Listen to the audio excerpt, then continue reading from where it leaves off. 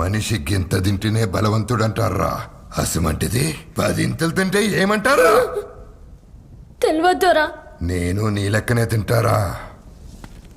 గట్ల తినేటోడిని గజబలుడు అంటారా? ఏనుగొచ్చి గోడను గుద్దితే ఏమైతుందిరా? బద్దలైతద్దురా. గదెట్లారా? తెలియద్దురా.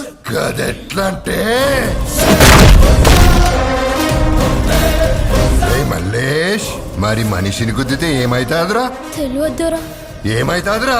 తెలియద్దురా. ఏమైతాదిరా? ఏమైతద్దురా?